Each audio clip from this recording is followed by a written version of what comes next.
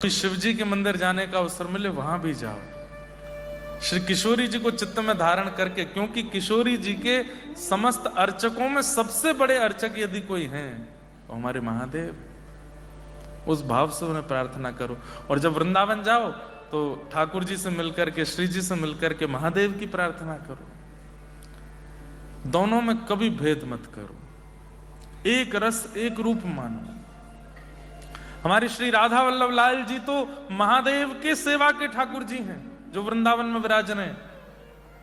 महादेव सेवा करते हैं उनकी, स्वयं अपने हाथों से सेवा करते हैं। पार्वती जी रसोई बनाती हैं, श्री गणपति जी, कार्तिकेय जी पूरे मंदिर की व्यवस्था करते हैं। आत्मदेव ब्राह्मण की याचना करने पर महादेव ने श्री राधा वल्लभ लाल जी को उन्हें प्रदान किया, और कालांतर में श्री हितरवंश महाप्रभु राधा वल्लभ जी को लेकर के वृंदावन पधारे। ये महादेव के ठाकुर हैं। तो शिव में, कृष्ण में, शिव में और नारायण में कभी अंतर नहीं मानो, एक रूप मानो, एक रस मानो, एक भाव मानो। तीसरा नामापराध क्या है? तीसरा अपराध क्या है? गुरोर अवज्ञा श्रुति शांति नंदनम हरि नाम निकल्पनम अर्थवाद। क्या कह रहे हैं? श्री गुरुदेव की आज्ञा की अवज्ञा करना।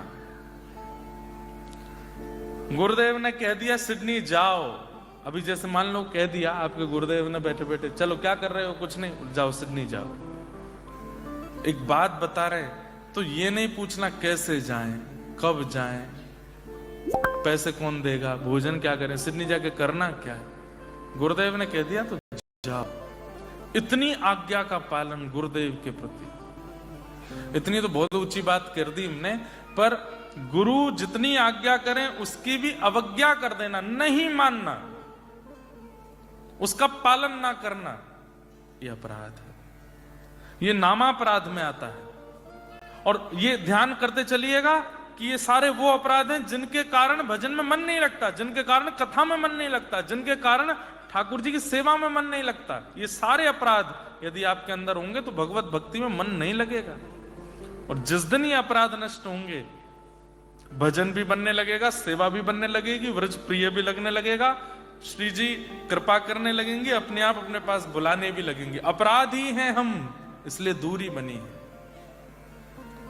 अगली अवज्ञा क्या है? अगला अपराध क्या है? गुरुदेव की आज्ञा ना मानना। जीवन में गुरु हैं तो उनकी आज्ञा ना मानने से लगेगा, और जीवन में गुरु नहीं हैं तो कृष्णम वंदे जगत गुरुम, पूरे विश्व के गुरु कौन है? श्री कृष्ण। श्री कृष्ण की आज्ञा ना मानना। अच्छा एक बात बोले, अगर जीवन में गुरु हैं तो आप थोड़े कम बच जाओगे, क्यों? गुरुदेव तो कभी कभी आज्ञा करेंगे, पर अगर गुरु नहीं है तो कृष्ण आपके गुरु, कृष्ण की आज्ञा तो बहुत सारी है। संपूर्ण भगवत गीता कृष्णाज्ञा है, श्रीमद् भागवत पूरी कृष्णाज्ञा है, महाभारत पूरी कृष्णाज्ञा है। कितनी आज्ञाएं हैं, और उन आज्ञाओं का पालन नहीं करोगे तो अपराध लगेगा। गुरु अवज्ञा तुरत भवानी।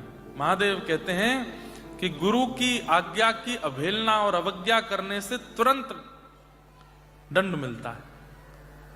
इसलिए नामापराध में तीसरा अपराध क्या है?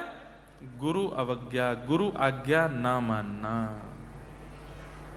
गुरुदेव जो कहते हैं उसको तुरंत अक्षरशः पालन करने लग जाओ। पहली बात, गुरु आज्ञा देते नहीं है, गुरु सामर्थ्य देते हैं। जैसे पिता ने अपने पुत्र से कहा ये हमारी जमीन है, यहां घर बनाना है, तो अब पुत्र को बिजनेस करना पड़ेगा, जॉब करनी पड़ेगी, पैसे कमाने पड़ेंगे, बैंक बैलेंस बढ़ाना पड़ेगा, तब जाकर के वो काम बन पाएगा। सामर्थ्य नहीं देते पिता, पिता केवल आज्ञा देते हैं, सामर्थ्य पुत्र को खुद लानी पड़ती है। लेकिन गुरु के भाव में ये बात अलग है। गुरु जो आज्ञा देते हैं उसके साथ सामर्थ्य भी देते हैं, सामर्थ्य भी मिलती है करने की उस कार्य को। इसलिए गुरु आज्ञा के साथ सामर्थ्य लेकर के उस क्रिया को करो।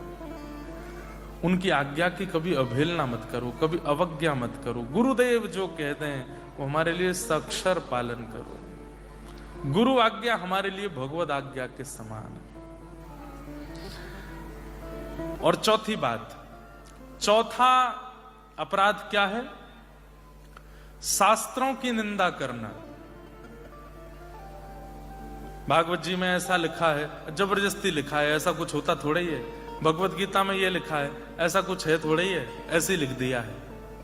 शास्त्रों की अवज्ञा करना, शास्त्रों की बात ना मानना, शास्त्रों में लिखी हुई बातों को मिथ्या समझना, गलत समझना और सुनकर के भी उसके ऊपर ध्यान केंद्रित ना करना, यह अवज्ञा है।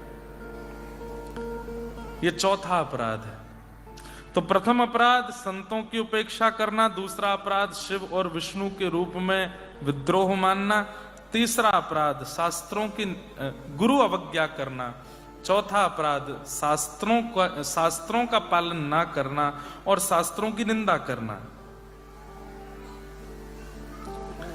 पांचवा अपराध क्या है? नामनो बलादस्य ही पाप बुद्धि, अर्थवाद की महिमा का अपमान। जैसे कहा जाता है कि नाम गाने से ऐसा होता है, नाम की महिमा ऐसी है, राधा नाम की महिमा ऐसी, कृष्ण नाम की महिमा ऐसी, राम नाम की महिमा ऐसी। तो जब महिमा हम लोग सुनते हैं तो सुनते समय क्या मन में विचार कर देते हैं? इतनी महिमा है नहीं, जबरदस्ती बोल रहे हैं। और या फिर नाम गाते गाते गाते गाते गाते गाते फिर ये सोचने लग जाए हम नाम गा तो रहे लेकिन हमारे साथ कुछ अच्छा हो तो रहा नहीं है, हमारे काम तो बढ़िया चल नहीं रहे, बच्चे तो सुधर नहीं रहे, बुद्धि तो सुधर नहीं रही, पति तो ठीक हो नहीं रहे। इस प्रकार से नाम पर संशय करना यह भी एक अपराध है। भाई, व्यक्ति अगर औषधि लेता है और उसके बाद भी ठीक नहीं हो रहा है, इसका मतलब क्या है? औषधि अपना काम कर रही है, व्यक्ति परहेज नहीं कर रहा है, व्यक्ति कोई तो कमी छोड़ रहा है। नाम की महिमा पर संशय करना, नाम की महिमा पर संशय करना यह अपराध है।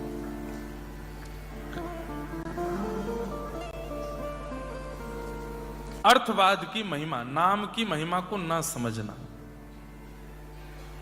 और ऐसा मानना कि नाम से कुछ होता नहीं है। अभी कई भारत में बड़े बड़े लोग हो गए हैं,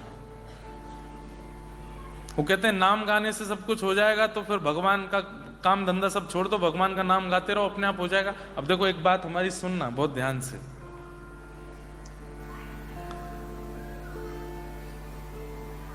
हमारे भारत में एक आचार्य हुए, वो आचार्य कथा में बैठे थे और एक स्वामी जी बैठ करके कथा सुना रहे थे। कथा सुनाते सुनाते स्वामी जी ने कहा कि नाम में इतना बल है, इतना प्रभाव है कि व्यक्ति कुछ ना करे, पूरे दिन केवल नाम करता रहे तो नाम ही उसका जीवन चला देगा। तो एक बालक, पुत्र की बालक खड़े होकर के बोला, मैं दिन भर काम ना करूं, मैं दिन भर कुछ ना करूं, पूरे दिन नाम ही नाम करता रहूं, का नाम मेरे को भोजन करा देगा? मैं धन ना कमाऊं, अन्न ना खरीद के लाऊं, रसोई घर में जाके ना बनाऊं, तो क्या नाम मुझे भोजन करा देगा? तो व्यास मंच पर बैठे हुए आचार्य बोले, अगर तुम्हारे प्रगाढ़ विश्वास होगा तो नाम भोजन भी करा देगा। तो उसने कहा ठीक है, मैं पूरे गांव वासियों को कह करके जा रहा हूं कि मैं 1 सप्ताह के लिए कुछ नहीं करूंगा, केवल एकांत में बैठ के नाम करूंगा, देखता हूं कि नाम मुझे भोजन कराता है कि नहीं। आचार्य चरण गए, छोटे बालक गए और वन में जाकर के एक वृक्ष के ऊपर बैठ गए और बस राम राम राम राम राम राम राम राम राम राम राम राम राम राम जपने लगे। अच्छा, नाम भी 2 प्रकार से होता है। जैसे हमारे व्रज में एक महात्मा है, उनका नाम मैंने देखा तो राम राम राम राम राम राम राम राम राम राम राम राम राम, जितनी श्वास है उतनी राम राम बोले। अब बीच में श्वास लेने के लिए रुकना तो पड़ेगा, राम नाम छोड़ के सांस लेंगे फिर नाम राम राम राम, लेकिन उनका नाम कैसे चलता है? राम राम राम राम राम राम राम राम राम राम राम राम राम राम राम राम। वो सांस लेते हैं तब भी राम राम बोलते, एक क्षण के लिए नहीं छोड़ते। ऐसे नाम करने वाले लोग रहते हैं वृंदावन में, भारत में, अयोध्या में, चित्रकूट में। तो आप उस वृक्ष के ऊपर बैठ करके राम राम राम राम गाने लगे। बोले देखता हूं नाम मुझे भोजन कराता है कि नहीं।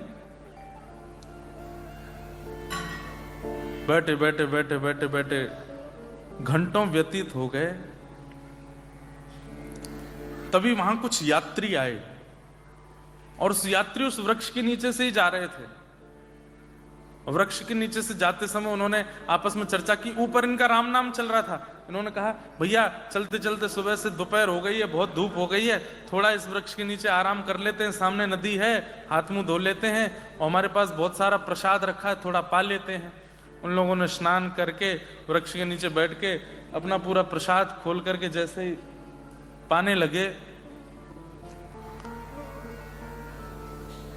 सब लोग इधर देखो, ध्यान से सुनो। जैसे ही पाने लगे, ऊपर बैठे बैठे ये राम नाम कर रहे थे।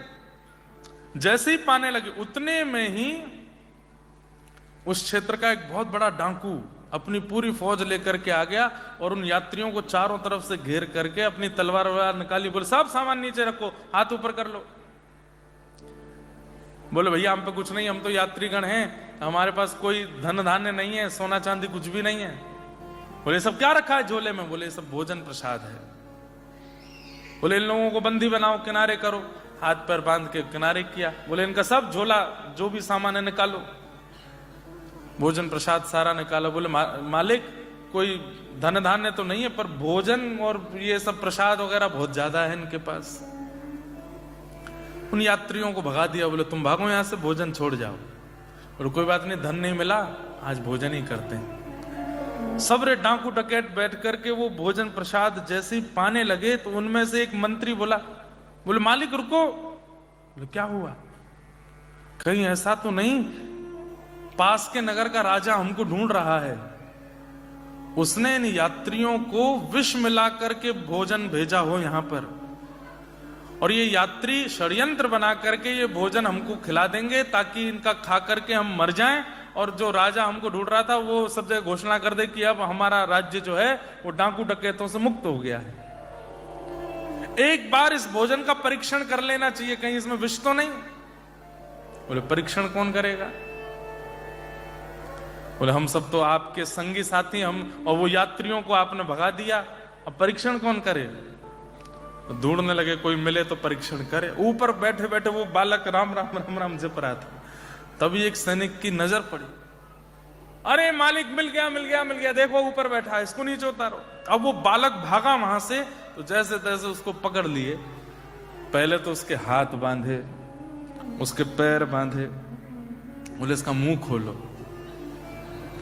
अब वो बालक सोच रहा है कि मैं घर पे बोल के आया था कि केवल राम नाम करूंगा, देखता हूं भोजन मिलता है कि नहीं। बोले मुंह खोलो इसका। दबा करके मुंह खोला और लो पूड़ी लो, इसमें लड्डू भी डालो, इसमें सब्जी भी डालो, इसमें रायता भी डालो, जो जो सामग्री सब डालो, डालो इसके मुंह में। और लेकर के वो लोग उसको खिलाने लगे। बोले चबाओ इसको, खाओ। मतलब यहां तक स्थिति पहुंच गई कि चबा भी स्वयं नहीं रहा है, दो लोग पकड़ करके उसका मुंह चला रहे हैं। अंत में उसने आकर के पूरे गांव के आगे घोषणा कर दी, राम नाम में इतना बल है कि चबाना भी नहीं पड़ता, चबाते भी राम जी ही हैं। ये नाम की महिमा है, ये नाम की महिमा है। और ये कोई मनगढ़ंत कथा नहीं है। हमारे भारत के आचार्य, यही बालक फिर आचार्य हुए। जीवन भर इन्होंने फिर राम नाम ही जपा। तो मेरा कहने का मतलब ऐसा नहीं कि आप लोग जॉब ना करो, बिजनेस ना करो, स्कूल मत जाओ, कॉलेज मत जाओ, यूनिवर्सिटी में मत पढ़ो, बस नाम के आश्रय रहो। एक ही पंक्ति याद आती है आप लोगों के लिए, जिस देश में जिस वेश में परवेश में रहो, राधा राधा राधा रमण कहो, जिस देश में जिस भेष में परवेश में रहो।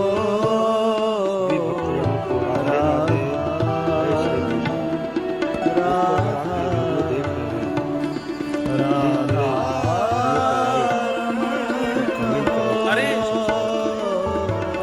बहुत बड़े व्यापारी बन गए ऑस्ट्रेलिया के, अच्छी बात है। बहुत बड़े घरों में रहते हैं, अच्छी बात है। बड़ी बड़ी गाड़ियां चलाते हो, बहुत अच्छी बात है। लाखों डॉलर कमाते हो, बहुत अच्छी बात है। लेकिन 24 घंटे नाम नहीं करते, ये बहुत बड़े दुर्भाग्य की बात है। चलते फिरते उठते, हम ये नहीं कहते कि आप कर्म छोड़ दीजिए, कर्म मैं भी कर रहा हूं, भागदौड़ मेरी भी चल रही है आपकी तरह, लेकिन नाम नहीं छूटता। कल का दिन अपनी छुट्टी, हमको छुट्टी लेनी पड़ती है, पता है, कथा से।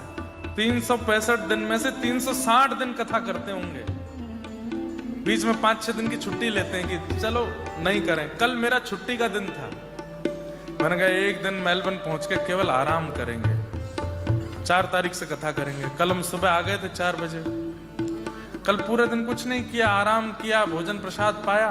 शाम को कुछ रिकॉर्डिंग करनी थी तो स्टूडियो जाना था। अचानक से सब बोले महाराज जी पास में एक मंदिर है, वहां चलना है, 2 मिनट कथा करनी है। मैंने कहा भाई हमारे बॉस कैसे हैं, संडे को भी बुलाते हैं हमको, ये है। और दुनिया के लोगों को तो इनको भजने के लिए समय निकालना पड़ता है, हमको इनसे दूर जाने के लिए समय निकालना पड़ता है, क्योंकि 24 घंटा पकड़ के रखते हैं। कल भी कान पकड़ के बैठा ही दिया व्यासपीठ पर, करो मेरी कथा, थोड़ी देर कुछ बोलो। अच्छा है ना, मैं उन्हें ना पकड़ूं, वो मुझे पकड़े। और भक्ति का यही स्वरूप होना चाहिए। आप मत पकड़िए वृंदावन को, आप मत पकड़िए किशोरी जी को, अपने आप को इतना योग्य बना लीजिए कि ठाकुर जी पकड़े आपको। ओ जिस देश में जिस वेश में परवेश में रहो, राधा रमण राधा रमण राधा रमण कहो। जिस देश में जिस भेष में परिवेश में रहो। राधा राधा राधा रमण कहो। हीरा पहनिए, सोना पहनिए, चांदी पहनिए, और भी जो नए नए आ गए हैं पहनने वाली चीजें सब पहनो। बड़ी से बड़ी ब्रांड के कपड़े पहनो। कौन सी है सबसे बड़ी ब्रांड? कपड़ों की सबसे बड़ी ब्रांड कौन सी है? कोई तो नाम बताओ। गुची सबसे बड़ी है? चलो कल पहन के आना आप लोग, सुनो, और फिर मेरे साथ फोटो खिंचाना, दिखूंगा मैं ही।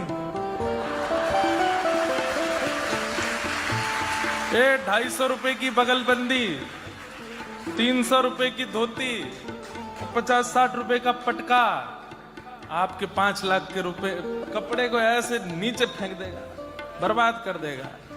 लेकिन सुनिए, लेकिन उन कपड़ों में भी यदि आपके माथे पर तिलक हो, उर्दपुंड हो और मुख में हरि नाम हो, तो उसकी कीमत, कोई पूछे ना कि भाई कितने की जैकेट, बोले कि ये अनमोल है। क्यों? हरिनाम गाने वाले के अंग पर आ गई है, इसलिए अनमोल हो गई है। अभी किशोरी जी के नाम गाने वाले के पास आ गई है।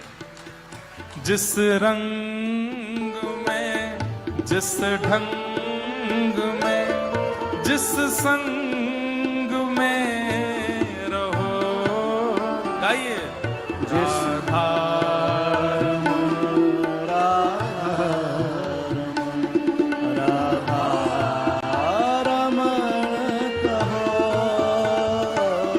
जिस काल में, जिस चाल में जिस हाल में रहो।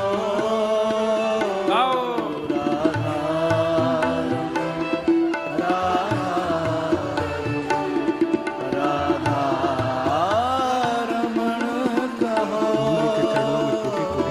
जिस रोग में, जिस योग में, जिस भोग में रहो। गाया करिए राधा रमण कहो। राधा रमण, राधा रमण, राधा रमण कहो। राधा रमण, राधा रमण कहो। राधा रमण, राधा रमण नाम मत छोड़िए। बस एक चीज गांठ बांध लीजिए आज ही, चाहे जैसी परिस्थिति हो जाए, चाहे जो करें हम, चाहे न्यूजीलैंड शिफ्ट हो जाएं, चाहे ऑस्ट्रेलिया में रहें, चाहे यहां पर बिल्कुल कमाई ना करें, चाहे बहुत कमाई करें, चाहे बहुत संघर्ष में जीवन हो, चाहे आनंद में जीवन, नाम को मत छोड़िए। बस आपको और कुछ करना ही नहीं है, इसके अलावा कोई और आपको नियम लेना ही नहीं है। बस नाम करिए, खूब नाम करो। नाम और मंत्र में अंतर होता है। गुरु दीक्षा के बाद जो मिलता है वो मंत्र है, और भगवान नाम तो कोई भी गा सकते हो। कृष्ण कृष्ण रटो, माधव माधव रटो, गोविंद गोविंद रटो, गोपाल गोपाल रटो, माधव मधुसूदन मुरारी, हरि राधा किशोरी श्यामा, कुछ भी जपो। नाम की बड़ी महिमा। एक मथुरा में एक वैष्णव आए, उनकी पत्नी का नाम था किशोरी, और एक रोग होने के कारण पत्नी का देहावसन हो गया। पधार गई उनकी पत्नी। इतना प्रेम करते थे अपनी पत्नी से कि अपनी पत्नी की विरह में, याद में मथुरा से रोना प्रारंभ किया, और रोते रोते रोते विहंगम वन में रोते रोते कब बरसाना पहुंच गए उनको नहीं पता था। कोई भक्त नहीं थे किशोरी जी के, कोई भगत नहीं थे, पत्नी के भक्त थे। रोते रोते जब बरसाना पहुंचे ना, और हाँ किशोरी, अरे तुम कहां चली गई, मुझे छोड़ के क्यों चली गई, अरे मेरी किशोरी जल्दी आ जाओ, मैं कैसे रहूंगा तुम्हारे बिन। ऐसे करके जब रोने लगे तो निकुंज में विराजमान तप्त कांचन गौरांगी श्री राधे वृंदावनेश्वरी, आप पूछती हैं ललिता जी से, हे ललिते, ये मेरे नाम को गाकर के इतना करुण क्रंदन कौन कर रहा है, कौन रो रहा है मेरे नाम को गाके। तो ललिता जी कहती हैं, अरे श्यामाजू, आपको नाम नाय गा रो है, अपनी घरवारी के काजे रो रो है, अपनी जोरू के काजे रो रो है, आपके काजे नाय रो रो। तो हमारी श्री किशोरी जी कहती हैं, किशोरी नाम तो मेरो है ना। अरे बाकी घरवारी को नाम भी किशोरी है। बोले कोई और किशोरी कैसे है सके ललिता। किशोरी मतलब जो सदा किशोर अवस्था में ही रहे उनको किशोरी कहते हैं, जो कभी युवा ना होती हूं। बाल अवस्था और युवावस्था के बीच की अवस्था को किशोर अवस्था कहते हैं, और जो नित्य किशोरी हैं वो श्री राधा रानी हैं। किशोरी नाम दुनिया का हो सकता है, पर वास्तव में किशोरी हैं कौन, श्री किशोरी जी, क्योंकि वो सदा छोटी ही रहती है, सदा किशोरी ही रहती हैं। इतनी सरल, इतनी सीधी, इतनी सहज हैं कि उनके अंदर कभी विकार हमारे जैसे आते नहीं, इसलिए उनका नाम किशोरी है। तो कहते हैं ललिता, किशोरी भला कोई और कैसे है सके, वो तो मैं ही रहूंगी ना, चल। बोले कहां, या को दर्शन देंगे। अरे ये तो कभी आपके दर्शन करवे भी नहीं आयो, यानी तो कभी आपको कोई नियम नहीं कियो, साधन नहीं कियो, जप नहीं कियो, परिक्रमा नहीं करी। किशोरी जी कहते हैं जिस करुण क्रंदन से वो रो रहा है मेरे से अब रहा नहीं जा रहा, चलो मिलने। और बंधुओं, रोते हुए उस व्यक्ति के सन्मुख किशोरी जी प्रकट हो गई, जिन राधा रानी के दर्शन करने के लिए देवता आदि भी तरसते रहते हैं। किशोरी तेरे चरणन की रज पा, जहाँ रज को ब्रह्मादिक तरसत, जहाँ रज को ब्रह्मादिक तरसत, सूरज शीश चढ़ाऊं, सूरज शीश चढ़ा, किशोरी तोरे चरणन की रज पा, किशोरी तोरे चरणन की रज पा। ब्रह्मादि देवता भी जिन किशोरी जी के दर्शन नहीं कर पाते, वो व्यक्ति अपनी पत्नी की याद में रो रहा है, किशोरी जी उसके सामने प्रकट हो गई। और प्रकट होकर के किशोरी जी ने उन वैष्णव का नाम रख दिया किशोरी अली। वही बरसाने के एक परम रसिक हुए, उनका नाम फिर किशोरी अली हुआ। किशोरी अली के नाम से फिर उनके पद हुए। किशोरी जी ने अब क्या किया था उन्होंने? केवल नाम गाया था। यह नाम की महिमा। लेकिन इस नाम की महिमा को सुनने के बाद कोई ये कहने लग जाए इतना महिमा है नहीं, तो बड़ा चढ़ा के बोलते रहते हैं, यह अपराध है, यह अपराध मत कीजिए। कितने अपराध हो गए? 5। छठवां अपराध क्या है? नाम के बल पे पाप करना। मतलब नाम भी कर रहे हैं खूब, हाथ में वो लगाए रहते हैं, आजकल काउंटर चल रहा है हमारा, धुआंधार चल भी रहा है, और साथ साथ छल भी कर रहे हैं, कपट भी कर रहे हैं, ईर्ष्या भी कर रहे हैं, द्वेष भी कर रहे हैं, क्रोध भी कर रहे हैं, काम भी कर रहे हैं, सारी वो गलत क्रियाएं कर रहे हैं जो नहीं करनी चाहिए, और नाम भी चल रहा है। और महाराज रात में सब सारे गलत काम करके आके बैठते, पत्नी से अभी 10,000 रह गए, पहले पूरे तो कर लूं, कर रहे हैं। ये नाम के प्रति बहुत बड़ा अपराध है कि आप नाम भी कर रहे हो और साथ में अपराध भी कर रहे हो, साथ में गलत क्रियाएं भी कर रहे हो। नाम का प्रभाव तब जानो जब नाम आने के बाद में अपराध छूटने लगे, अपराध जाने लगे, अपने अपराधों का बोध होने लगे कि मैं गलत हूं, मैं गलत करता हूं, ये नहीं करना है मुझे।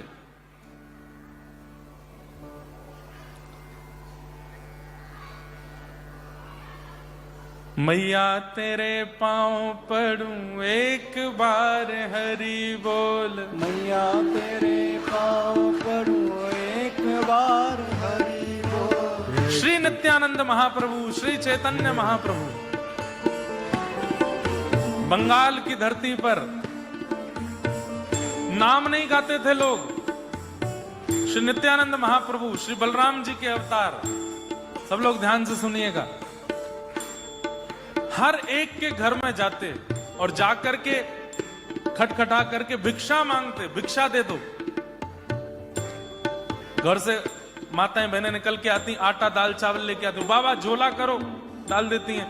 तो नित्यानंद महाप्रभु झोला आगे करके कहते, दाल की चावल की आटे की भिक्षा नहीं चाहिए, तो क्या चाहिए? ओ मैया तेरे पांव पड़ूं एक बार हरि बोल, मैया तेरे पांव पड़ूं एक बार हरि बोल। प्रेम दाता निताई बोले बोल हरि हरि बोल, प्रेम दाता निताई बोले बोल हरि हरि बोल। मैं द्वारे द्वारे गाऊंगो हरि हरि हरि बोल, मैं द्वारे द्वारे गाऊंगा हरि हरि हरि बोल। मैं जग सो बुलवाऊंगो हरि हरि हरि बोल। मैं जग सो मिलवाऊंगा हरि हरि हरि बोल। एक टास्क दे रहा हूं मैं सबको। यहाँ सब लोग बैठे हैं, कोई व्यापार करता है, कोई कॉलेज यूनिवर्सिटी जहां भी जाते हो, वहां ऑस्ट्रेलियन तो आते ही होंगे, मित्रता तो बनी गई है आपकी उनसे। भले ही वो मांसाहार करते हो, मच्छी खाते हो, मुर्गा की नार मरोड़ के खाते हो, जो भी करते हैं, मित्र तो हैं ही ना आपके। उन सब मित्रों से जब मिलो, फोन पे व्हाट्सएप पे नहीं, जब मिलो वो गले में हाथ रख, जस्ट से हरि बोल। व्हाट इज दिस हरि बोल? बोले जस्ट से इट, हरि बोल।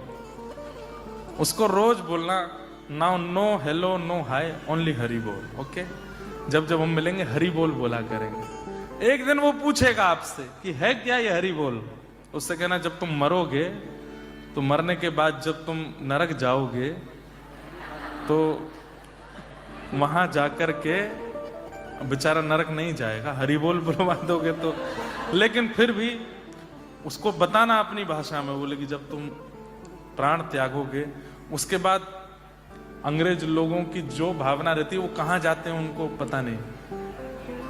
Rest in peace. तो जो पीस के लिए वो जहां भी जाते हैं मृत्यु के बाद, उनके भी तो एक गॉड है, उनको लगता है वहां जाते होंगे, तो उनको जाके बस तब पूछना कि my friend said to me that say Hari bol, and I have said Hari bol every day, now what? अब मैंने हरि बोल खूब बोला, अब मुझे बताओ मैं क्या करूं? बोलो हरि बोल का अर्थ मैं नहीं बताऊंगा, मृत्यु के बाद जब तुम परमात्मा के पास पहुंचोगे उनको बोलना कि मैंने हरि बोल बोला है। महाराज जैसे ही वो जाकर के बोलेगा ना कि मैंने हरि बोल बोला, एक बड़ी सुंदर कथा है इसके पीछे भी। एक व्यक्ति था, वो भगवान नाम नहीं गाता था, गांव के परिवार के सब लोगों ने ले जा करके उसको एक महात्मा के पास बैठा दिया। बोले ये ना कथा सुनता है, ना मंदिर जाता, कुछ नहीं करता, और संत महात्मा साधु पंडितों को देख के तो भाग और जाता है, चिढ़ता है, गालियां देता है उनको। तो महात्मा जी बोले देखो तुम कुछ करो मत, सब लोग इधर देखो, इधर देखो, बच्चे अपना काम कर रहे हैं, हम अपना काम करें, we have only 3 days, okay. तो महात्मा बोले तुम कुछ मत करो। बोले तो एक बार हरि बोल बोलो। उसने बोला नहीं बोलूंगा। बोले एक बार बोल दो, क्या जाता है? बोले बिल्कुल नहीं बोलूंगा।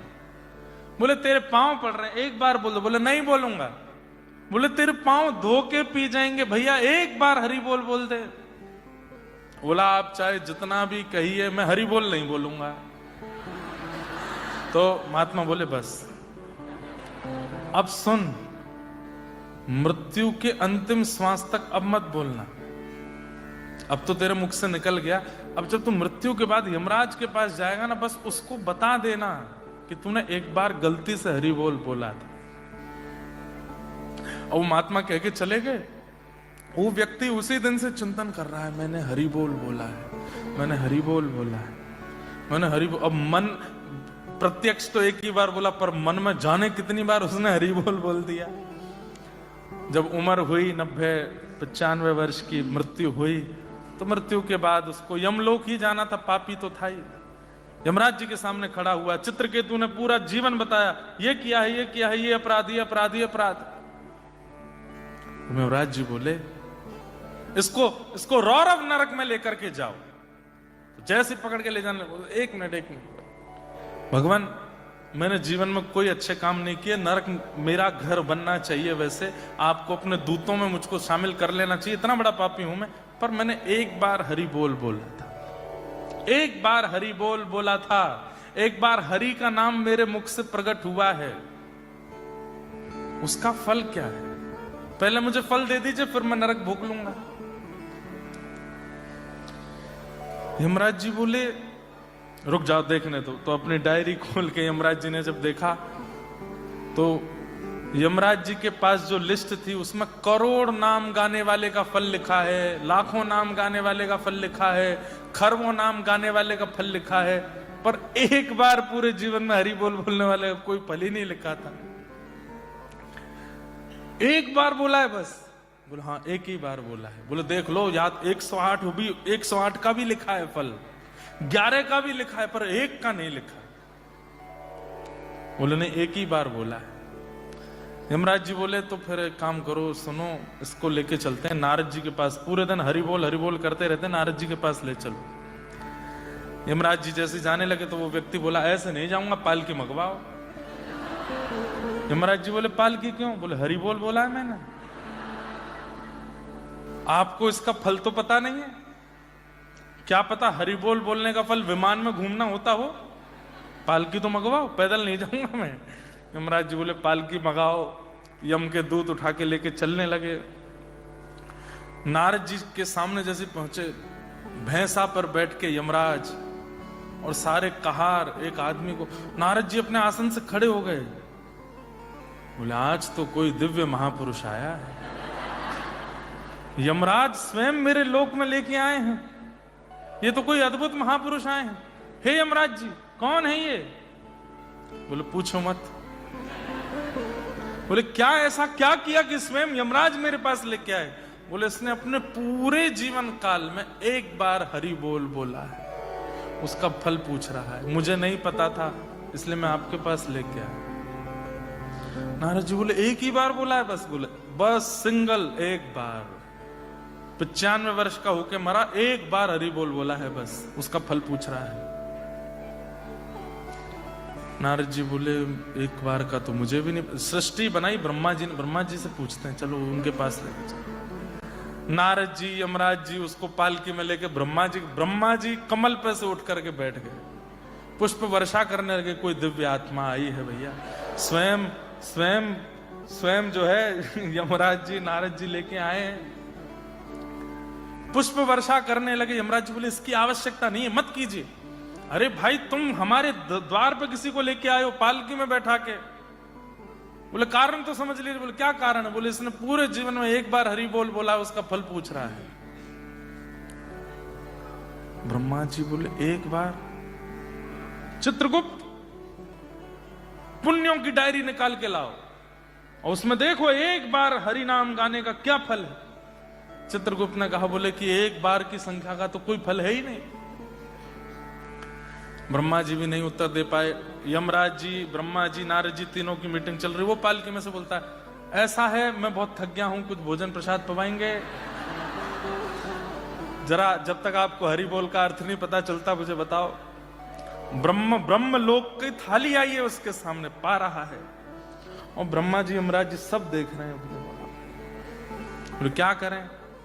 बोले महादेव के पास लेके चलो। महादेव तो ध्याये नित्यम महेशम रजत गिरिनिभम चारु चंद्रावतम संरत्नाकल्पोज्ज्वलांगम पैशुमृगवरा भीति हस्तम प्रसन्नम पद्मासीनम समन्तास्तुतमरगणै व्याधिकृत्यम वसानम विश्वाद्यम विश्ववंद्यम अखिल वैहरम पंचवक्रम नितनेत्रम। 24 घंटे ठाकुर जी के नाम में ही रहते, उनको तो पता होगा। शिवलोक लेकर के गए।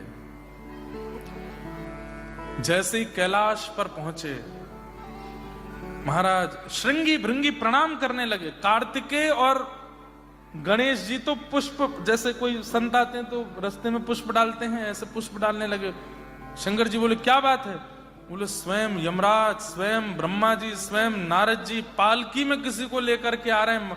हे पिताजी आज कोई दिव्य आत्मा आ रही है हमारे कैलाश में। महादेव भी अपने स्थान पर खड़े हो गए, पार्वती जी के साथ में लेकर के कोई महापुरुष आए, प्रणाम करेंगे।